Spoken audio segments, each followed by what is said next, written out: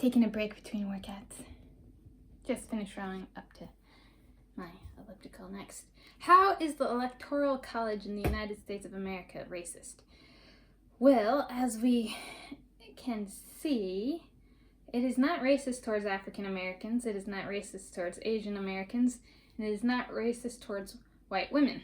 Now, where it gets really interesting is, here, white encompasses both Europeans and Native Americans. When Christopher Columbus came over and called Native Americans Indians, he applied that label before actually seeing the people who lived in the Americas. And interestingly enough, black hair is an Asian trait. It's an Asian gene. It is not actually a Native American gene. 0 Native Americans have black hair. It's something that is propagated, so a lot of Native Americans dye their hair so as to not get social pushback. But in reality, there are no Native Americans with black hair naturally. So that's just a fun fact. I am Native American. This is, yeah. And I am also of European descent. And so it's kind of interesting. So women edge out men in the United States of America about 52 to 48 in the white demographic. Typically that means of European descent. So, and whites are the largest population and have been historically in the United States of America, which means the largest demographic group in the United States of America, both historical and present, are white women. Now, interestingly enough, despite being voted in by the people, white women have not, edged out. Okay, so they have won the popular vote and been president chosen by the people of the United States of America. The Electoral College are they're not actual people, it's representation. We have representation in America. And so then that's kind of distorted, and then it doesn't always agree with the popular vote and what the people of America choose.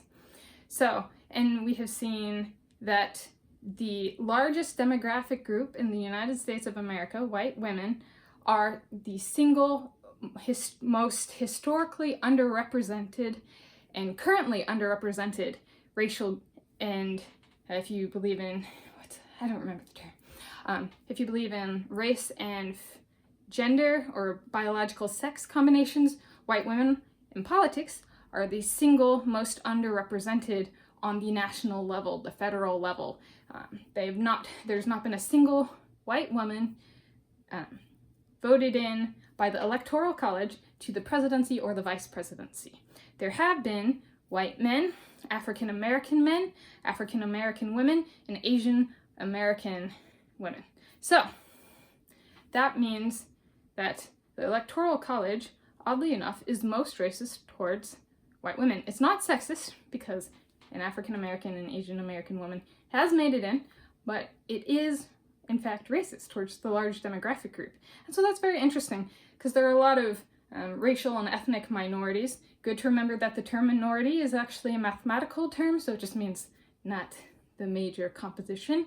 And so if you say majority, you're technically factually wrong if you apply that to race only. It's actually a numerical thing, but some people don't use their heads very much. And so if you're talking about getting accurate representation in terms of race or ethnicity or gender or biological sex, the single largest demographic group in the United States is the single largest underrepresented majority, yeah, in history and in present. And so it's very interesting because a lot of racial minorities like to be like, oh, we're underrepresented, and you're like, oh, honey, you don't even know what that means. You're so small to begin with. Imagine being the biggest and having 0.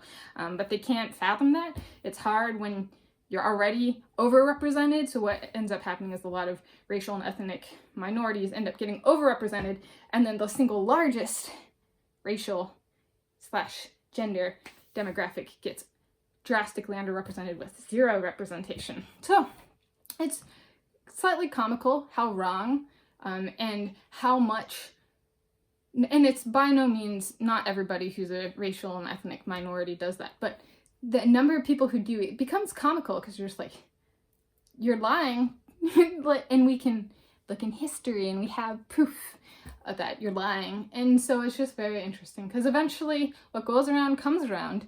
And so it'll be interesting to see how they get their comeuppances, be it in life and or after death.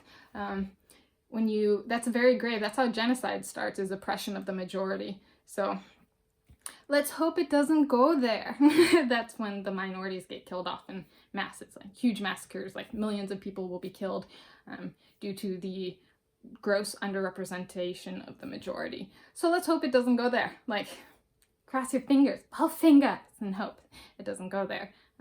There are consequences for underrepresenting the majority. So it'll be interesting to see how that manifests this time around. Let's hope it's something good, not bad like a genocide.